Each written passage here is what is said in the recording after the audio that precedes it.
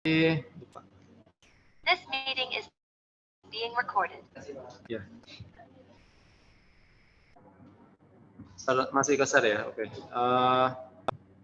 Oke, soal import.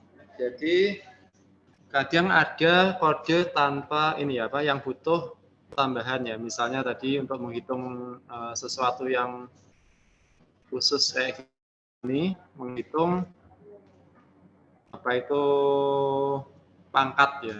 Itu kalau kita pengen mudah bisa pakai kelas-kelas yang sudah ada di DDK-nya, di SDK-nya. Oh ini tanpa ya. Di sini tanpa import juga bisa. Untuk mat ini mungkin ya sekarang sudah bisa tanpa import. Tanpa import bisa. Tapi tidak semua kode bisa seperti ini. Jadi biasanya kalau kita bikin sendiri itu ya, itu nanti perlu import. Misalnya kita buat sebuah kelas yang harus dipanggil dari kelas yang lain, tapi beda package, beda folder, itu mat ini ya mungkin memang sudah include sekarang.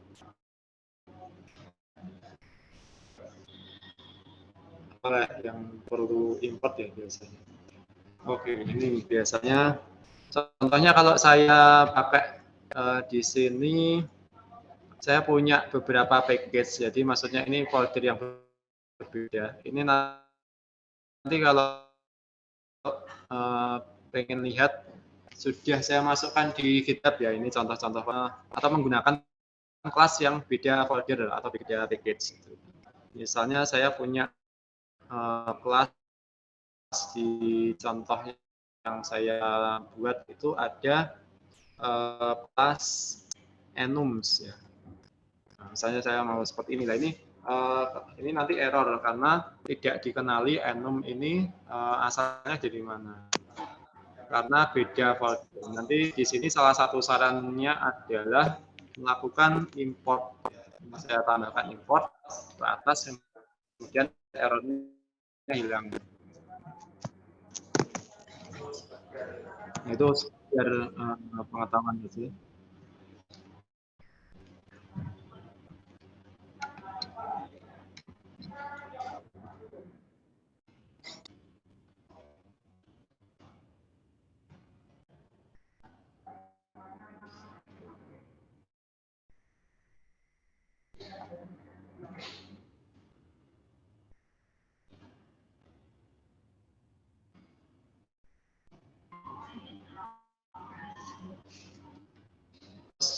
Saya lanjutkan. Ini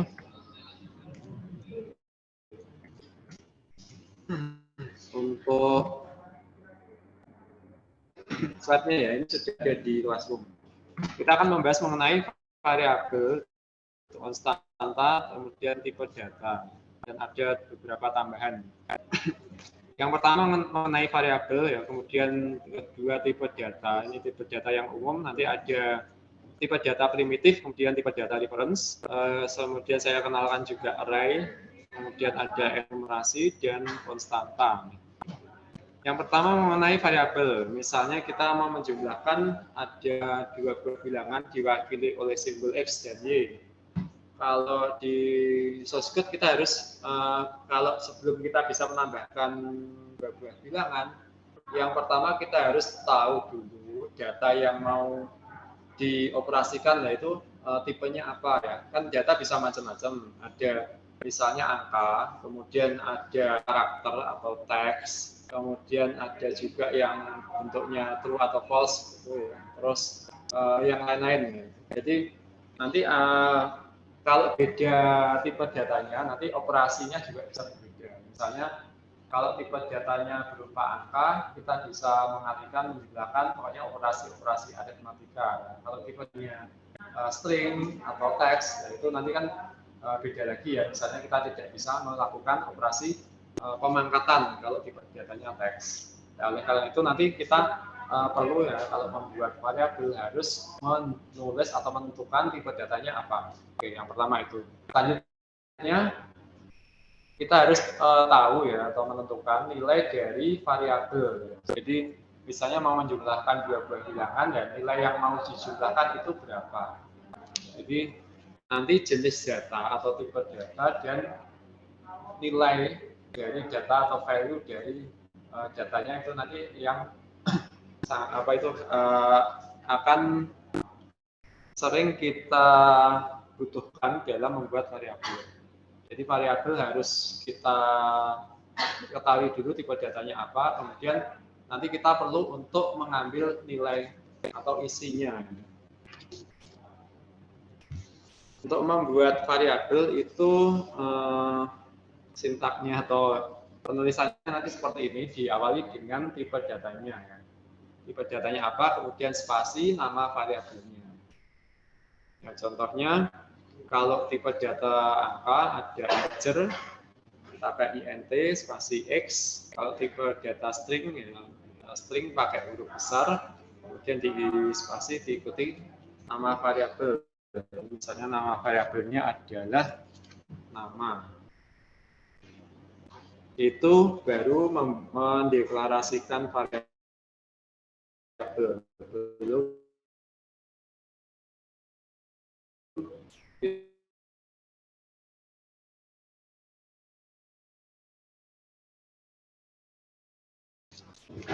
Oke, terus kita ke tipe data dulu ya. Ini tipe data adalah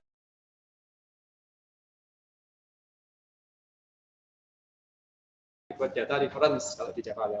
Bedanya apa? Kalau reference biasanya mengacu ke kelas atau objek.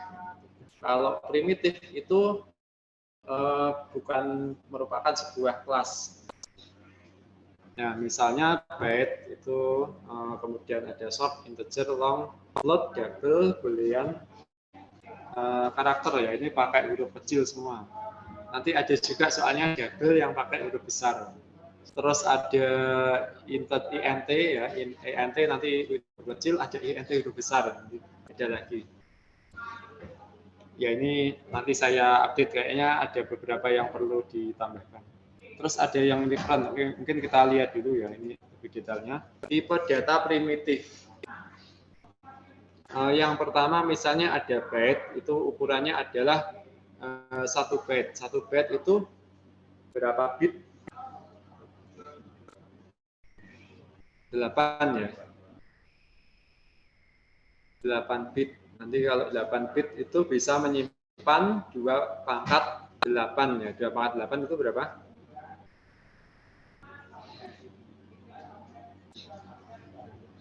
2 pangkat 8, 128.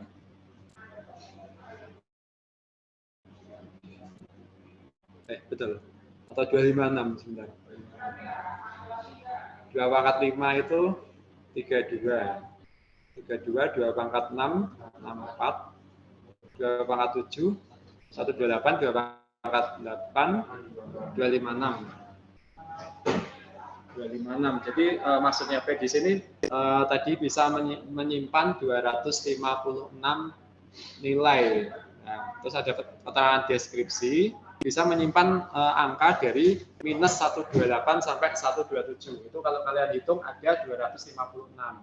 Sesuai dengan 2 pangkat 8 tadi. Terus ada tipe data short, itu ukurannya adalah 2 bytes. Nah, berarti 2 kali, sebentar, 2 byte, 1 byte, 2 byte berarti berapa? 2 kali, 2 kalinya 2 pangkat 8 ya. Benar ya?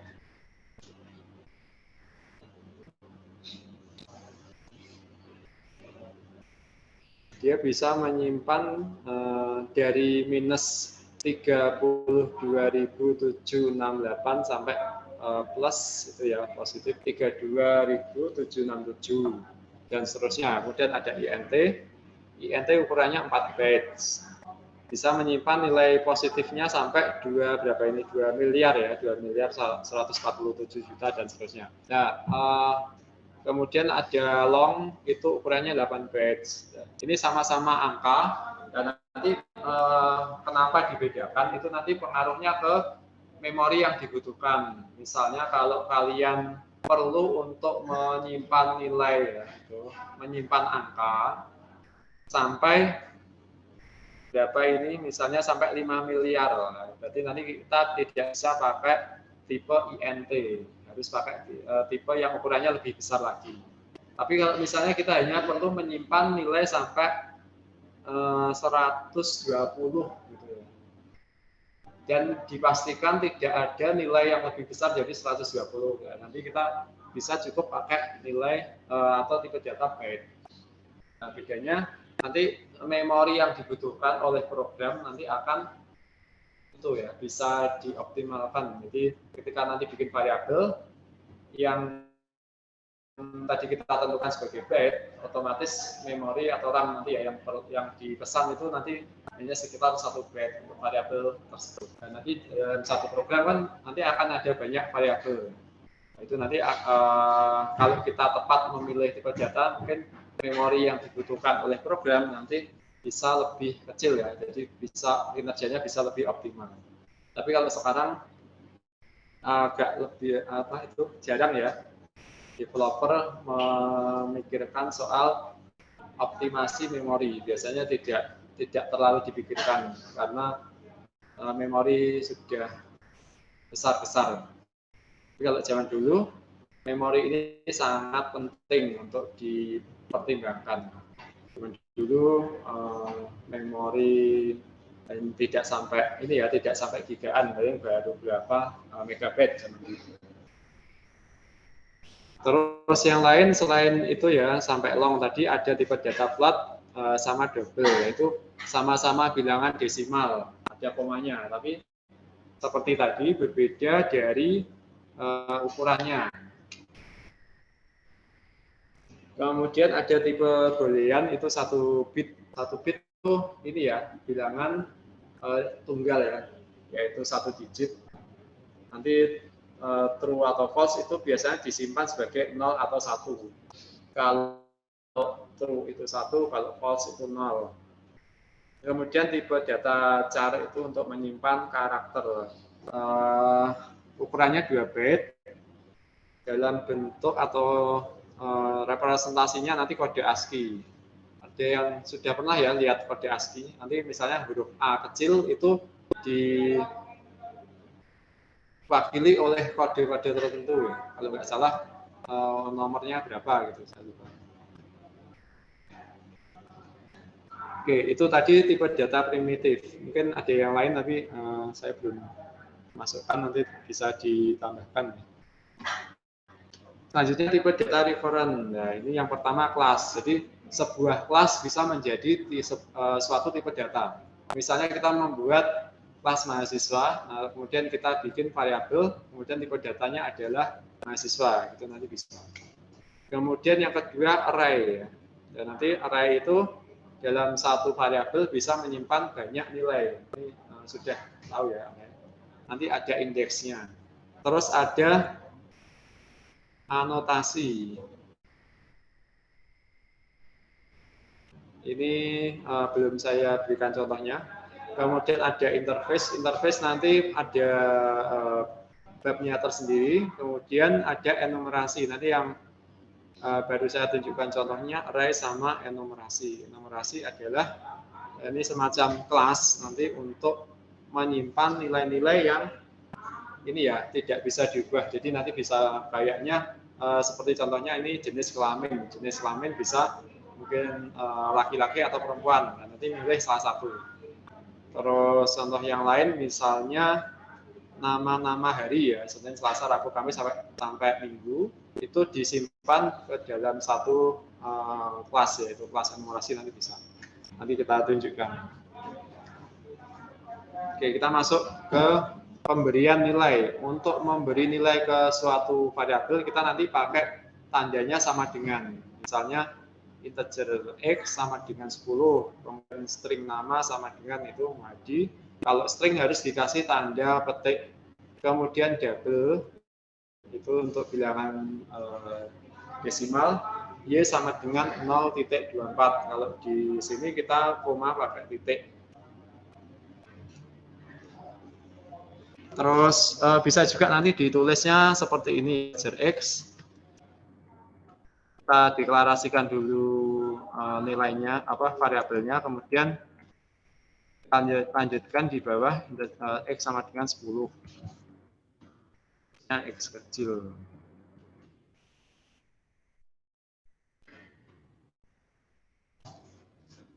Seperti ini bisa. Atau langsung jadi tadi satu baris.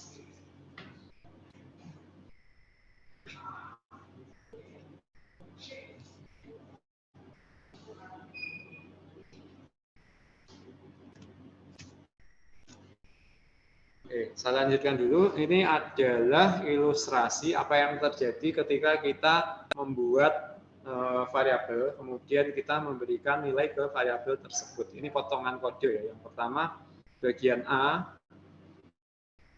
ada int, integer first number, second number.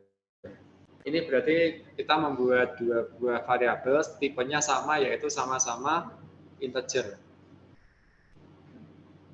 Kemudian di bagian sebelah kanan itu ada state of memory. Ya. Setelah A dieksekusi, ya, kita nanti akan dialokasikan di dalam memori, yaitu nanti variabel first number, kemudian variabel second number. Itu tapi belum ada isinya, baru dia memesan tempat. Ya. Kalau kita analogikan kayak nanti kita pesan tempat dulu. Nanti tempat itu akan diisi oleh nilai dari first number dan nilai dari second number. Kemudian bagian bawah yaitu B, itu nanti kita memberikan nilai first number sama dengan 234, kemudian second number sama dengan 87. Ini, oh ya saya lupa belum ngambil presensi. Iya,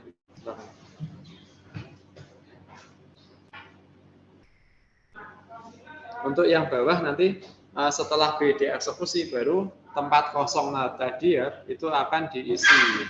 First number diisi oleh 234, kemudian second number diisi 87. Ya ilustrasinya kurang lebih seperti itu.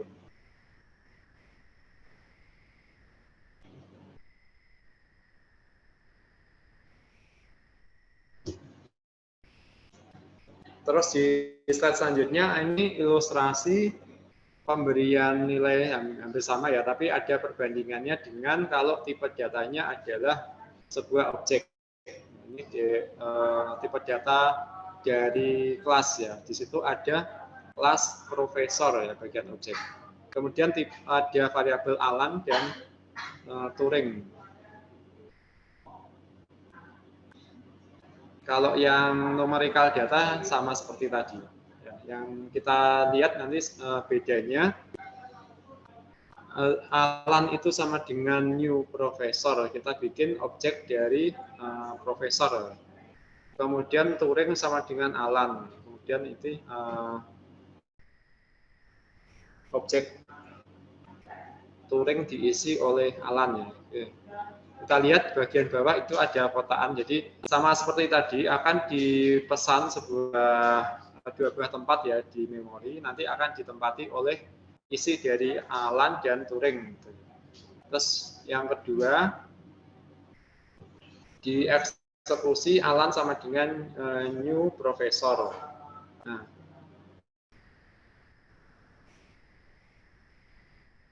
di sini tempatnya tadi kalau bedanya ya yang di objek tidak diisi oleh nilai. Kalau numerical data atau angka ya, tempatnya diisi oleh angka 237, kalau yang objek diisi oleh alamat memori. Jadi bentuknya biasanya ya ini ya tidak terbaca oleh manusia ya, bisa angka huruf gabungan kayak gitu. Terus yang selanjutnya Turing sama dengan Alan. Nah, ini nanti kotaknya tadi, jadi alokasi atau tempatnya itu akan yang punyanya Turing akan dilingkan ke alamat memori dari objek profesor. Sama-sama Alan nanti juga dilingkan ke alamat dari objek profesor. Ketika kita membuat objek, itu di memori akan diberikan alamat ya. Alamat ini berisi itu tadi objek dari kelas profesor.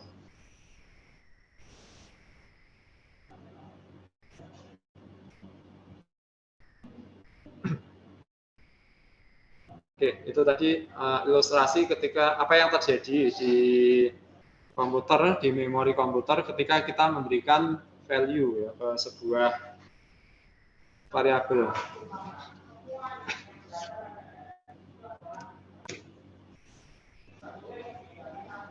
Oke, selanjutnya di sini ada latihan ya. Deklarasi variabel berikut ini salah ya ini semuanya. Jadi 1, 2, 3, 4 itu baris yang berbeda. Sudah dinyatakan kalau pemberian atau penulisannya itu salah. Nah ini tolong nanti dijelaskan penyebabnya apa. Yang pertama int a, b, a.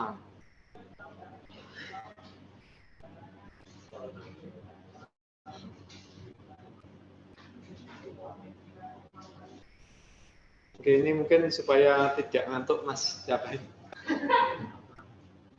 Lagi sakit apa ngantuk aja?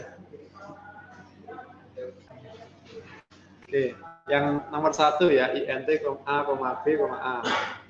Penulisan variabel tersebut salah. Nah, ini penyebabnya apa untuk baris yang nomor 1? Buka Zoom di situ. Inisialisasi ganda. Itu yang ditulis ganda double yang apa? Yang A ya betul ya. Jadi misalnya kita membuat sebuah variabel, kalau sudah pernah dipakai namanya tidak boleh kita tulis lagi atau kita deklarasikan lagi. Di sini A itu dibuat 2 kali, itu tidak bisa, nanti akan error ya. Jadi kita harus menuliskannya berbeda. Misalnya ditulis satunya A kecil, satunya A besar, itu malah bisa. Nah, kecuali kalau kita membuatnya beda tempat ya. Satunya ada variabel A di metode yang pertama, kemudian ada variabel A lagi di metode yang kedua. Itu nanti dulu.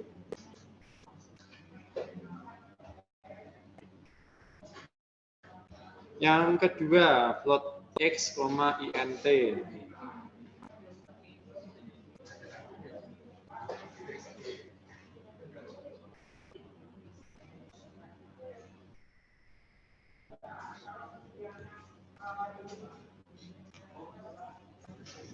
Oke.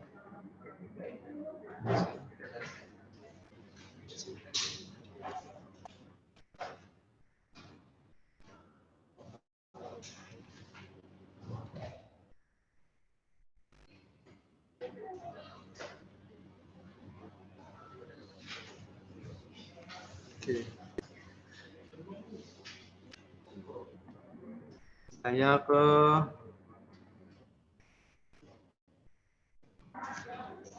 Adeline. Yang kedua ya ada float x, int. Ini kenapa itu salah?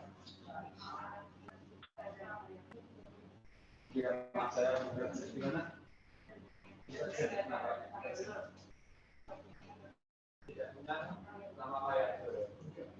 Jadi baru tipe jalannya, bukan deklarasi nama variabel yang lengkap.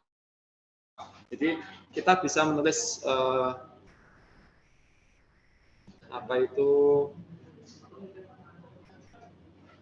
harusnya kalau kita mau buat dua buah tipe data yang berbeda, dua buah variabel yang tipe datanya berbeda itu harus lengkap ya. Yang int belum ada nama variabelnya.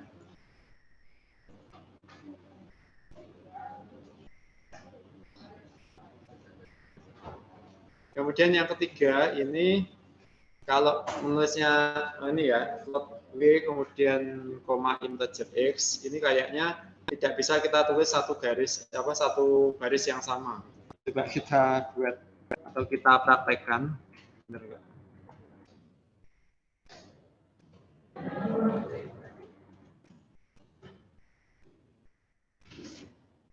Ya, memang tidak boleh ya. Jadi kecuali kalau tipe datanya sama itu kita bisa nulis jadi satu baris, tapi kalau tipe datanya berbeda itu kita harus pisah pakai titik koma. Tidak bisa pakai koma. Jadi yang nomor 3 itu bukan pakai koma, tapi pakai titik koma. Kalau dua buah variabel berbeda tipe data. Kemudian yang keempat, big number spasi double ya ini. Kalau menurut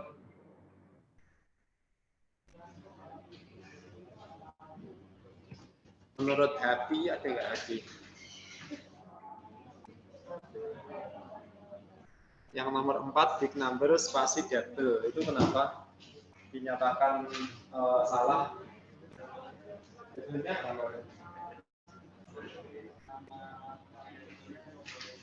apa itu tidak boleh?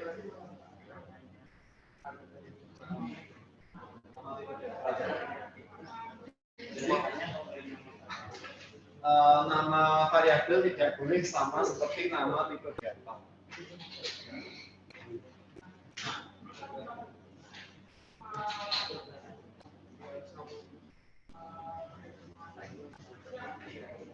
Oke, kita masuk ke latihan ya. Ini sudah ada di GitHub. Nanti kalian bisa mencoba sendiri.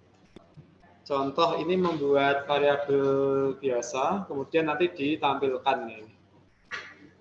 Yang pertama, saya buka dari sini aja. My_num ini ya, my number itu sama dengan 5, tipenya integer, int.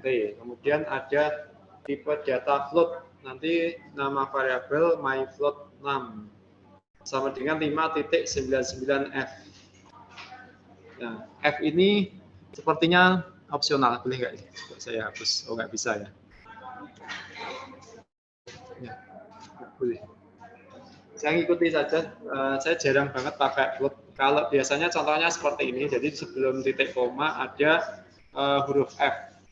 Itu untuk menandakan kalau dia adalah tipe data float. Kemudian untuk karakter itu pakai char. Nanti isinya adalah satu huruf. Tapi karakter bisa juga berupa angka. Angka nanti tapi harus dikasih tanda petik 1 ya. Angka misalnya 2. Nah, ini walaupun angka tapi dia karena di dalam tanda petik itu adalah sebuah karakter. Kemudian untuk tipe data boolean, my boolean itu kita ngisinya true atau false. Kemudian untuk string hampir sama seperti karakter, tapi untuk string bisa lebih dari satu karakter, bisa lebih dari satu huruf, kemudian diupdate oleh tanda petik 2. Ini kalau kita running,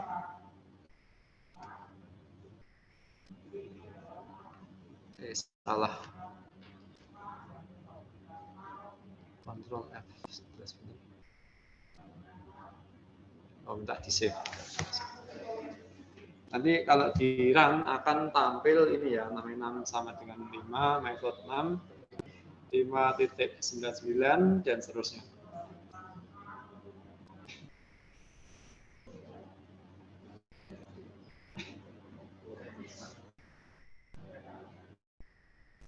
Oh, sebentar. Untuk listrik.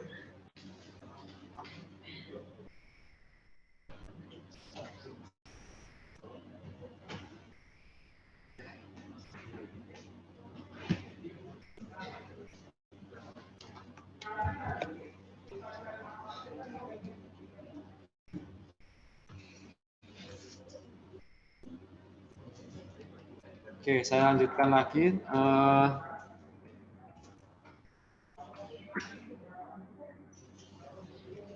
Latihan yang kedua.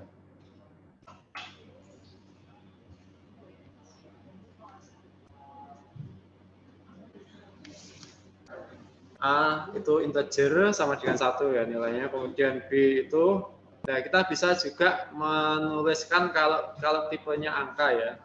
nilai sebuah variabel ada operasi dari 2 buah atau lebih bilangan ya. Misalnya ini 2 tambah 3 itu nanti ketemunya 5 ya. 5 akan disimpan di variabel B. Kemudian yang C 9/2 tipenya integer. Ini kalau C nanti hasilnya apa?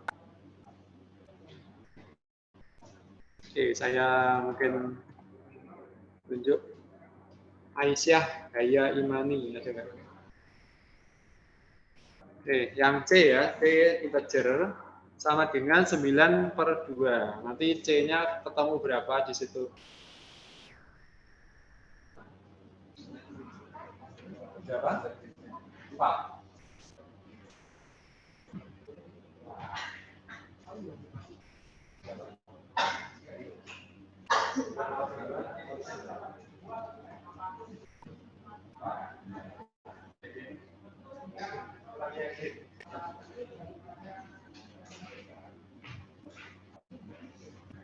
Oke, nanti kita running. Kemudian D sama dengan 5 ya.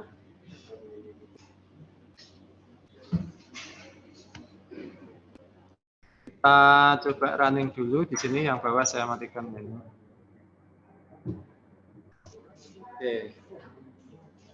Yang C ini oh ya, yang 1 itu A, kemudian 5 itu B, C itu 4 ya, betul ya. Jadi kenapa 4? Karena tipenya integer tidak pakai desimal, tidak pakai koma. Jadi 9 dibagi 2 harusnya 4,5, tapi karena datanya integer, yang setengah tidak digunakan. Beda kalau misalnya kita ubah ya, ini yang C jadi tipe data float. Terus coba kita running lagi. Kita tambahkan keterangan di sini.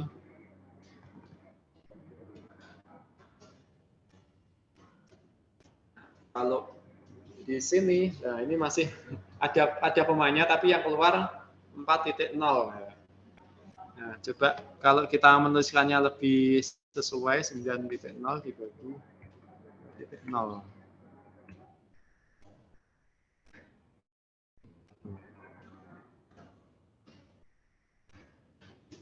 Ini baru keluar nilai yang betul, yaitu 4,5 kalau kita membagi 9 dibagi 2.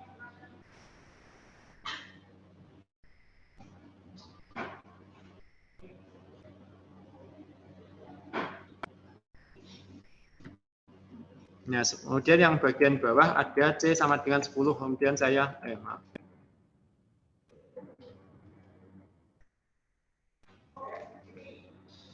Kemudian saya print lagi ya. Sekarang kalau menurut kalian nanti C-nya jadi berapa ini?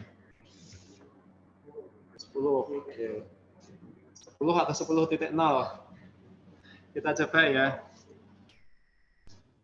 C-nya 10.0. Itu karena tipe data dari C sudah diganti jadi float. Walaupun menuliskannya 10 tidak pakai koma, tidak ada desimalnya, tapi nanti yang keluar ada titiknya, ada komanya.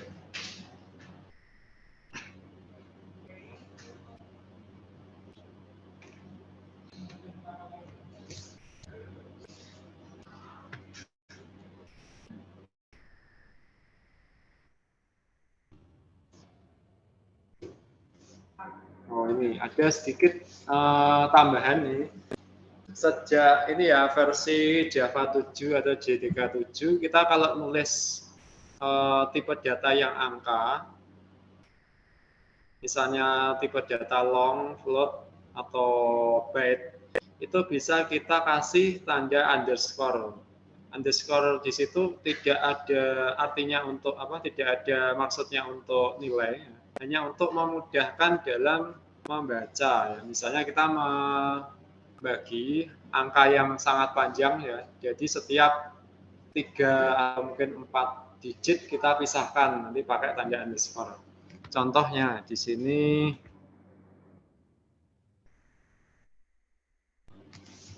ini ada long credit card number, itu ada 1, 2, 3, 4.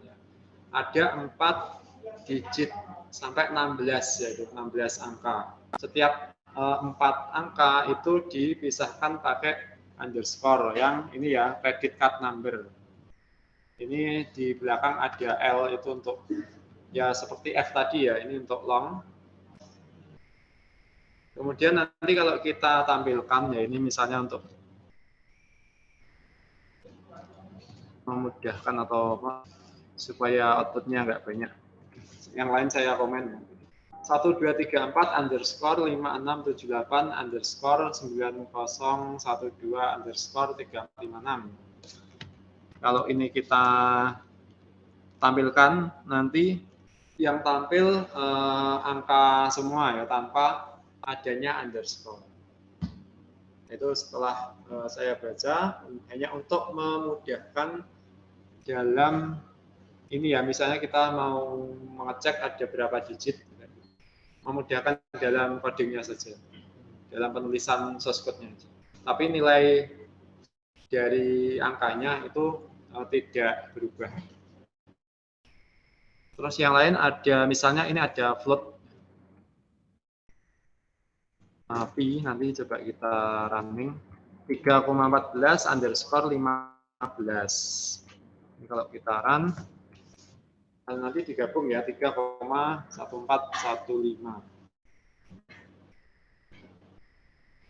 Terus ada bilangan dalam apa ini? Ada variabel hexadesimal, hexabyte, hexaword. Coba di outputkan, nanti yang keluar.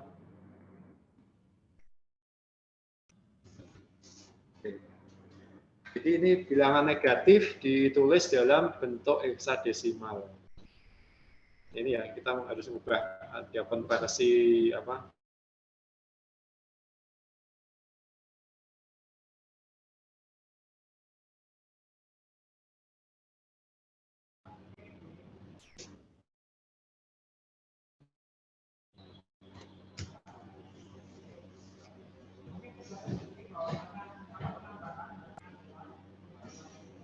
Oke, terus selanjutnya saya kenalkan dengan namanya array. Array ini satu variabel, tapi yang disimpan itu nanti bisa banyak. Contohnya ada merek-merek kendaraan, merek-merek mobil di situ. Ini ada ini ya beberapa merek luar gitu. Kemudian ada beberapa bilangan disimpan dalam my_num di situ. Nah, cara menuliskannya biasanya nanti hampir sama seperti variabel biasa, ada tipe datanya, kemudian diikuti dengan tanda kurung siku ini ya, kurung siku buka, kurung siku tutup. Kemudian spasi nama variabelnya. Terus kalau kita mau langsung isi nanti sama dengan ada kurung kurawal. Kemudian di dalam kurung kurawal kita tuliskan ya isi dari variabelnya atau nilainya itu berapa saja. Kalau di array itu bisa isinya bisa berupa string, bisa berupa integer ya, sama saja ya. Ini seperti tipe data yang umum. Kalau string nanti ada banyak string di situ. Misalnya kalau merek-merek mobil di situ ada 4 merek. Kemudian ditulis seperti string biasa, tapi ini ya langsung ditulis 4 nilai, dipisahkan pakai koma. Kemudian kalau integer, ada banyak integer, ada 4 integer di situ juga ditulis semuanya, dipisahkan pakai koma, diapit tanda kurung kurawal.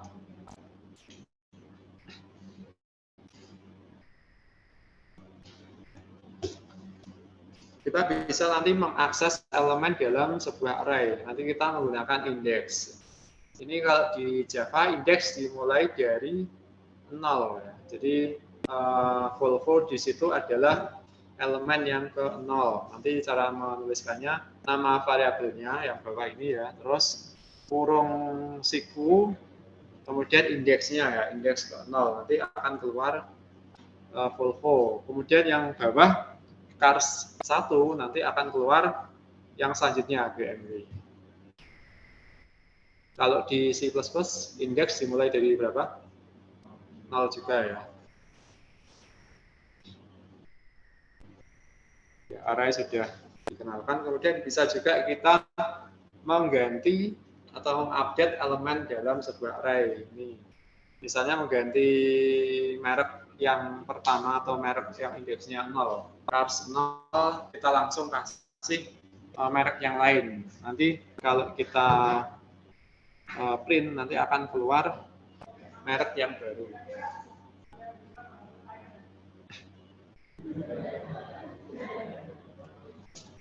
Terus array bisa kita cek ya, nanti panjangnya berapa. Itu nanti pakai length. Jadi nama variabelnya yaitu cars, kemudian .length. Nanti ketemu apa itu panjang array-nya ya. Ini saya demokan untuk array sebentar sedikit.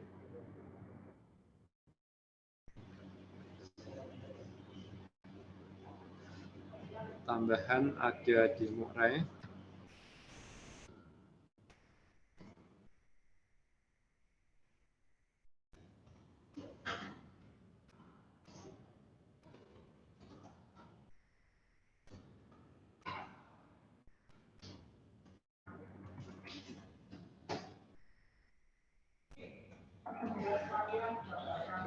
Kayak ini tadi ya, ini saya kopas saja ya.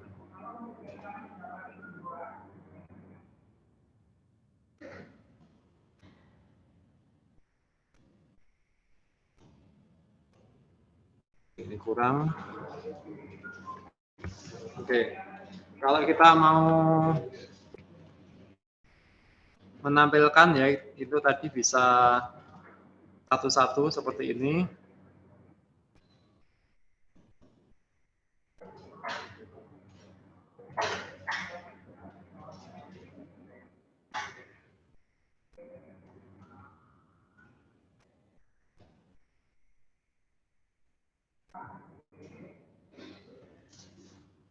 Nah, outputnya kita dapat merek-mereknya ya satu-satu itu dalam 4 baris. Nah, pertanyaannya ini bisa juga kita menggunakan looping. Sudah dikenalkan ya looping, bisa pakai for, terus ada while kayak gitu.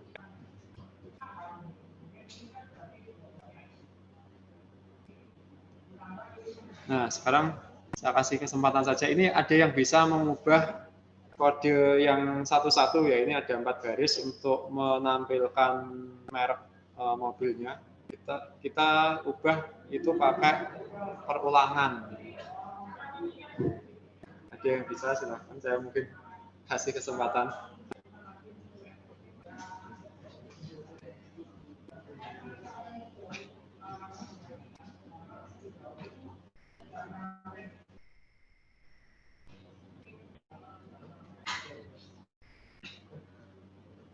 Ada yang mau bersedia menjadi relawan untuk mengerjakan ini, yang bisa mengubah kode tersebut sekarang pakai perulangan?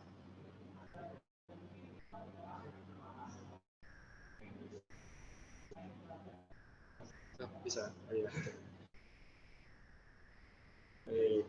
Sudah ada gambaran? Oke, mungkin maju ke depan saja. Ya. Terus ngerjainnya di sini supaya terekam oleh Zoom. Ini siapa? Ya. Itu bagaimana?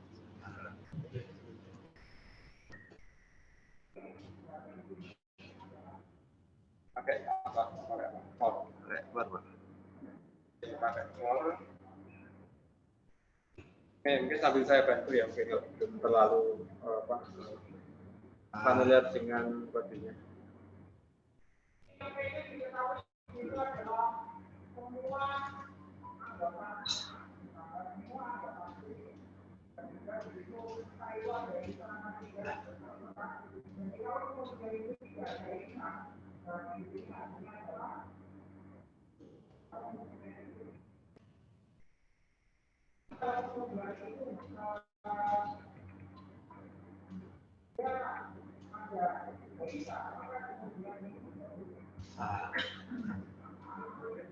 Caranya gimana? Kalau running bisa kontrol F11 supaya kita running. Ya, terima kasih. Terima kasih. Siapa? Eskiel.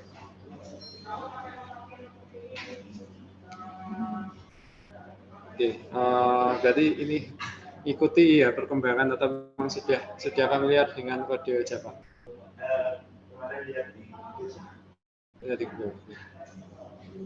Kalau cara yang agak lama itu ya, sebelum ada cara baru seperti ini, kita bisa pakai for, nanti terus kemudian kita pakai index. Seperti mirip di C atau C++. Kita bikin variabel untuk menampung indeks. Ya, misalnya indeksnya adalah I. I dimulai dari 0, kemudian I sampai atau ini ya, nanti sampai berapa. Di sini ada 4 elemen.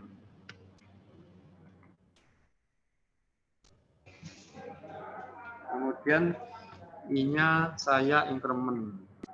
Nah, karena mulainya dari 0, kemudian I kurang dari 4. Nanti ketemu 0, 1, 2, 3 ya. Nah, itu nanti mirip seperti yang di atas. Kemudian setelah itu kita ganti angka jadi indeks.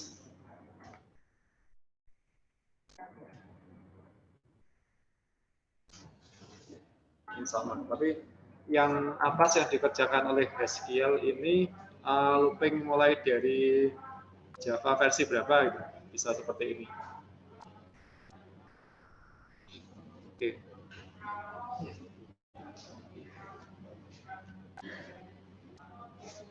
Iya, terima kasih. Selanjutnya, oke, itu tadi ya, itu sedikit kenalan saja lah. Nanti hati-hati kalau pakai cara yang bawah ya. Ini kalau cara yang bawah ada sedikit kekurangan ya. Misalnya ini saya salah kasih indeks. Ini dari 0 sampai kurang dari 5. Berarti nanti 0, 1, 2, 3, 4. Nah, kalau kita perhatikan arraynya itu hanya ada 4. Sedangkan kalau saya yang pakai for nanti harusnya nanti dapat 5 kali ya itu loopingnya. Nah, ini kalau kita running akan seperti apa? Nah, ini ada error exception di situ. Nah, kemudian ada jenis exception array index out of bound exception. Jadi indeks keempat itu melebihi dari panjang array. Mulainya dari 0, kalau indeks sampai 4 nanti ketemu sampai 5. Jadi loopingnya itu melebihi jumlah elemen dalam arraynya. Makanya error ya, karena merek mobil yang kelima itu tidak ada. Tapi for-nya itu meminta sampai diulang sampai 5 kali. Kalau kita pakai cara yang atas itu nanti kita tidak perlu memikirkan indeksnya. Bedanya di situ.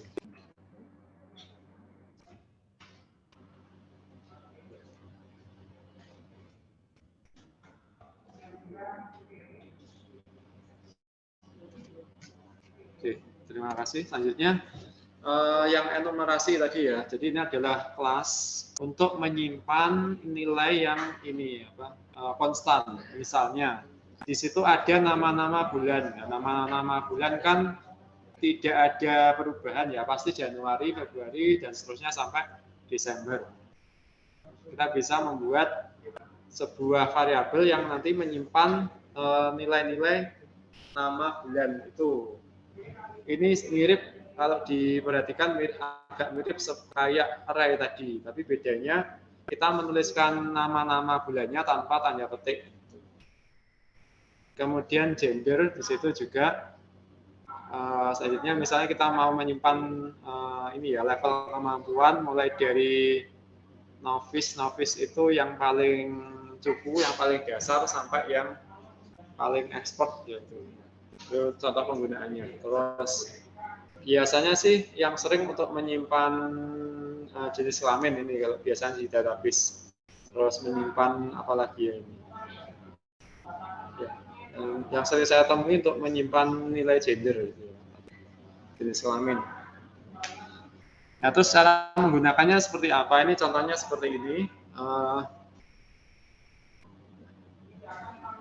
Nama-nama bulan kemudian mau kita tampilkan ya, nanti ketemu April sama Oktober. Nah, ini kegunaannya apa? Jadi misalnya kita perlu untuk menggunakan nama-nama bulan dan sering kita panggil gitu ya. Jadi daripada kita menulis nama bulannya manual, ya, misalnya nama bulan Januari gitu ya. Di baris pertama kita perlu menulis nama bulan Januari, kemudian mungkin di baris-baris yang lain itu nanti digunakan lagi.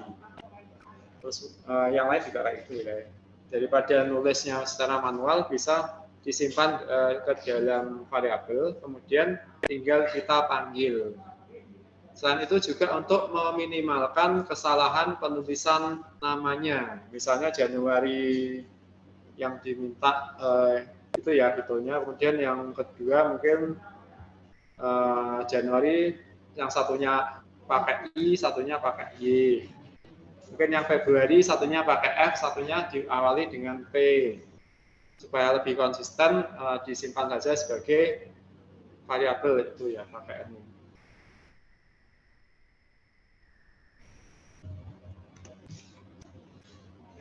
Terus ini terakhir ada konstanta. Konstanta adalah variabel yang nilainya tidak bisa diganti ya, tidak bisa diupdate.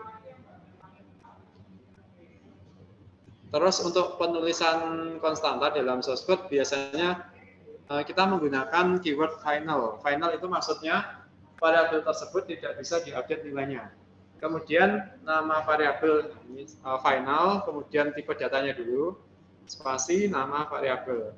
Untuk nama variabel yang dijadikan sebagai konstan itu standar ini ya umumnya itu ditulis dalam huruf kapital semua. Misalnya di situ nilai pi, kemudian ada yang lain Faraday constant, centimeter per inch, months in year, semuanya ditulis dalam huruf kapital.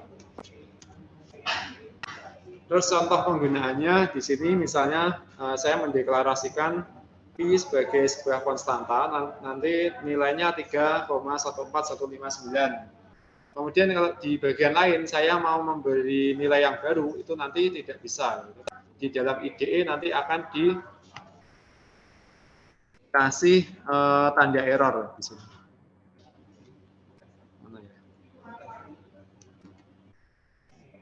Nah itu contohnya nilai pi kalau kita update nanti akan didetek error ya, final variable cannot be assigned.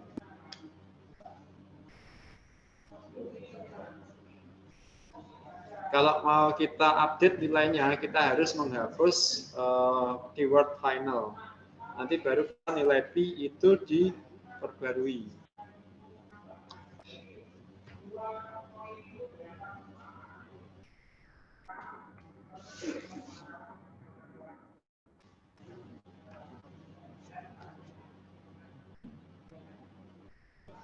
Oke, sampai sini mungkin ada yang perlu dikonfirmasi, perlu ditanyakan. Oke, selanjutnya ada sedikit tambahan. Ini yang pertama mengenai kelas diagram. Kemudian yang kedua mengenai konstruktor. Ini kaitannya dengan pemodelan ya. Kalau ini dapatnya di apa ya mata kuliahnya saya lupa itu, analisis perancangan sistem atau FPL ya. Jadi kalau pakai paradigma pemrograman berorientasi objek kemarin sudah kita awali ya, ada namanya kelas dan yang lain. Terus di sini ada sebuah tool ya, sebuah metode untuk dari misalnya nanti dapat sebuah kasus ya. Misalnya tadi di kampus ada proses pengisian KRS misalnya itu. Nanti itu akan dimasukkan ke dalam si akad. nanti dalam program. Agar nanti developer lebih mudah dalam merancang atau membuat kodenya, itu nanti biar ini ya, kalau kita ngikuti perancangan perangkat lunak itu diawali dengan pemodelan dulu. Jadi ada desain software, bukan desain dalam arti tampilan, tapi bagaimana memodelkan ya dari kasus ya yang masih abstrak itu ke dalam bentuk model sistem. Jadi ketika kita mau membuat sebuah kelas itu ada panduannya berdasarkan kasus yang diberikan. Nanti ada namanya UML, Unified Modeling Language. Ini adalah metode pemodelan visual. Jadi visual di sini karena nanti melibatkan diagram-diagram untuk memodelkan sistem yang nanti akan dikembangkan dalam paradigma object oriented programming. Ada banyak diagram ya, di dalam UML. Nanti yang saya kenalkan di sini yang pertama adalah kelas diagram dulu, karena nanti kita membuat kelas.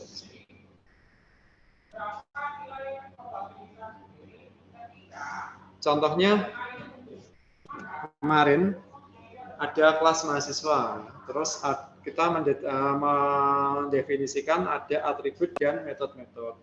Misalnya atributnya adalah name, namanya mahasiswa siapa, jenis kelamin, dan alamat. Kemudian ada metode atau fungsi isi data dan print data. Nanti ada diagram seperti ini ya. Ini contoh yang kelas diagram yang dibuat berdasarkan soal yang saya berikan kemarin. Mahasiswa, ya bentuknya kotak-kotak seperti itu. Mahasiswa adalah nama kelas, ya ditulis paling atas. Kemudian di kotak bawahnya adalah atribut atau variabelnya. Tanda plus itu menunjukkan kalau variabel tersebut itu public. Kemudian ada name ya, kemudian titik koma ya, titik dua string. String adalah tipe data dari atribut atau variabel tersebut. Oke, saya tunjukkan untuk membuat diagram-diagram tersebut itu ada toolnya ya. Ini contohnya saya pakai Star UML. Ini mata kuliah apa ya? Saya tidak hafal, perancangan sistem atau perancangan perangkat lunak. Oh, ini yang lain. Ini activity diagram. Nanti ada use case diagram dan seterusnya. Nah, ini contoh yang lain. Jadi ada diagram namanya use case diagram. Ini untuk memodelkan nanti ini selain kelas diagram ya. Selain kelas diagram ada contohnya di sini ada use case. Use case untuk menunjukkan ya dalam sebuah sistem ada siapa saja yang terlibat atau menggunakan. Di situ contohnya ada admin, kemudian ada marketing di situ ya saya tulis ya. Terus dalam diagram ada tanda panah ke situ ke bulatan-bulatan yang bentuknya elips. Itu menunjukkan kalau admin sama marketing itu istilahnya adalah aktor. Nanti mewakili siapa yang menggunakan sistemnya. Kemudian yang bulatan elips itu menunjukkan action atau apa yang nanti bisa dilakukan oleh aktor. Contohnya marketing ini nanti bisa melakukan booking ruangan, kemudian dia bisa melakukan login ke sistem. Untuk admin nanti bisa mendownload data booking, mengelola data customer, mengelola data ruangan.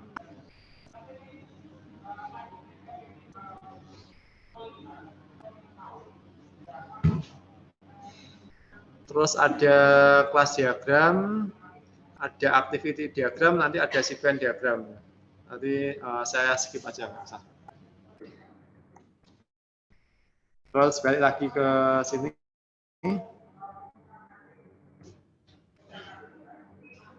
Terus tadi ya kelas mahasiswa ada variabel atau atribut nama. itu tipenya string, kemudian ada jenis kelamin. Nah ini misalnya saya pakai nanti enumerasi jenis kelamin itu nanti pilih salah satu, laki-laki atau perempuan, pakai simbol L atau P. Terus alamat tipe datanya string. Kemudian bagian bawah ada operasi atau metodenya, ya. Nanti isi data dan print data. Dalam kelas diagram ini nanti membantu mengidentifikasi ya, dalam kelas itu ada atribut apa, ada operasi atau metode apa saja, tapi tidak ada source code-nya. Ya, dari sini bisa juga nanti ada semacam tool ya, yang membantu membuat kodenya. Nanti dari kelas diagram seperti ini bisa di-generate source code. Tapi source code-nya juga harus dilengkapi lagi. Jadi nanti langsung dibuatkan yaitu kelas mahasiswa, kemudian ada atribut, name, nama, dan seterusnya. Kemudian ada metode-metode isi data dan print data. Tapi isi dari print data dan isi data itu masih kosongan. Saya nggak pernah pakai, jadi nggak bisa mendemokan. Ya ini pengenalan saja. Kalau ada mata kuliah perancangan sistem atau apa ya, saya lupa namanya.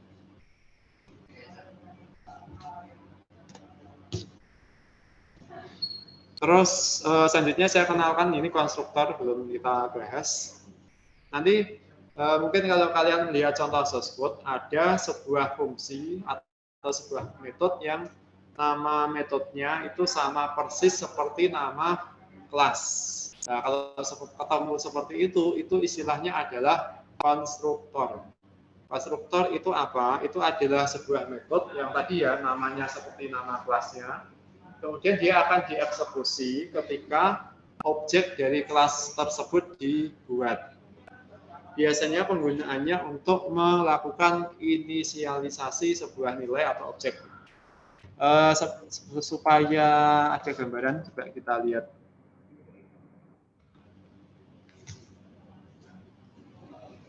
Di sini ada kelas yang saya kasih nama kelas main. Ya. Kemudian di bawah ada konstruktor. Ya. Ini ada sebuah metode. Itu juga namanya main. Ya. Bedanya di sini tidak ada tipe datanya, langsung public spasi main. Tidak ada void, tidak ada string, tidak ada integer dan sebagainya. Terus ada di bawahnya system.out.println. Ini yang kedua, misalnya saya hapus saja supaya tidak. Ya. Dalam satu buah kelas bisa jadi ada banyak konstruktor. Bagian bawah ada main lagi, tapi bedanya ada parameternya, integer x dan integer y. Di situ saya memberikan kode untuk melakukan assignment ya. Nanti x-nya diisi, y-nya diisi. Tapi coba dulu sebelum ke sana saya komen ya. Jadi nanti ini tidak dipakai, yang dipakai adalah konstruktor yang pertama. Terus ini di dalam main saya juga menghapus atau melakukan komen dulu. Kita bikin objek ya di sini.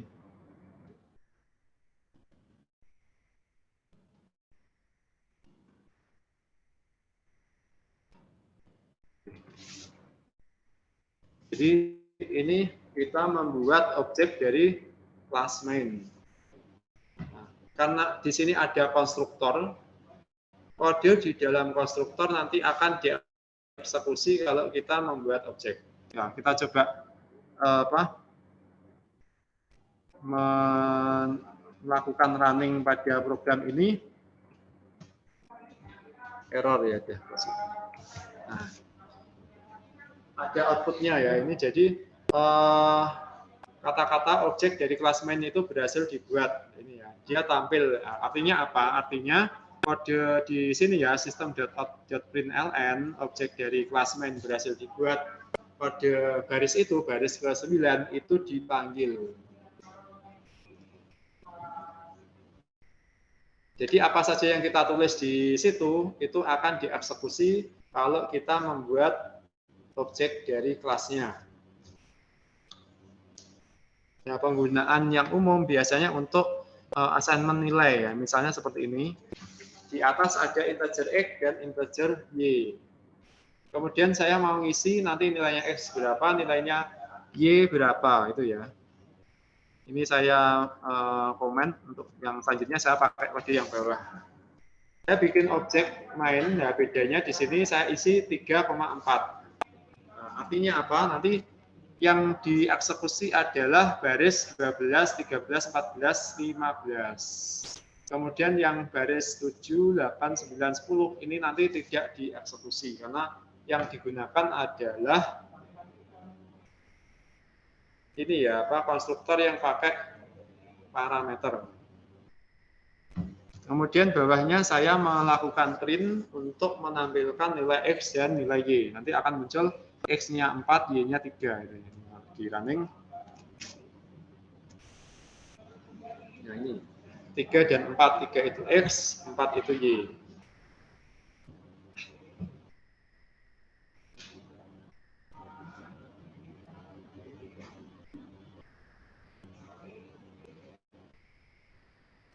Kalau saya terlalu cepat atau kalian masih belum bisa membayangkan, nanti sampaikan saja ya. Ya, itu pengenalan soal konstruktor.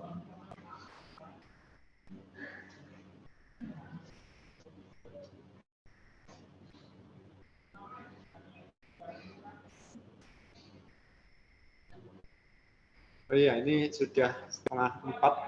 Maaf, biasanya harusnya kita istirahat ya. Tapi ini lanjut saja. Ini hampir habis ya setelah ini. Sudah selesai. Oke, ya sudah. Itu kalau di jadwal kita masih sampai istirahat dulu, terus kemudian ada lanjutannya ya. Ini untuk hari ini sampai sini aja.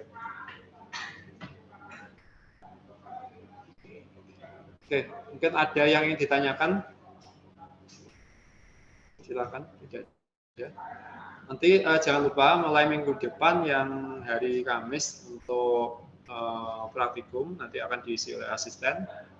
Hari Rabu nanti jam 1-2 yaitu diisi teori nanti dengan saya. Terus yang lain masih sama tempatnya untuk materi di Google Classroom. Kemudian kalau nanti ada tambahan latihan nanti akan disampaikan oleh asisten.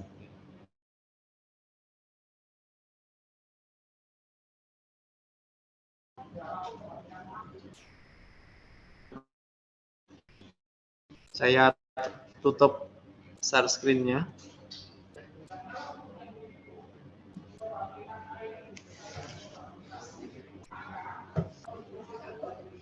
Sebelum kita akhiri, ada yang ingin disampaikan, silakan. Tidak ada. Baik, kalau tidak ada, saya cukupkan dulu untuk pertemuan pada sore hari ini ya. Ya kurang lebih, ya ini 1,5 jam. Kalau saya biasanya nggak sampai full ya. Ini nanti harusnya saya bikin latihan-latihan dulu untuk nambah waktu. Kalau full ngomong, saya tidak sanggup ini sampai 2 jam, 3 jam. Oke, itu nanti kita ketemu hari Rabu ya. Jangan lupa minggu depan jam 1-2 dipakai. Dan ruangannya insya Allah masih bisa ya. Jadi kita tetap di ruangan biasa di lab yang 404.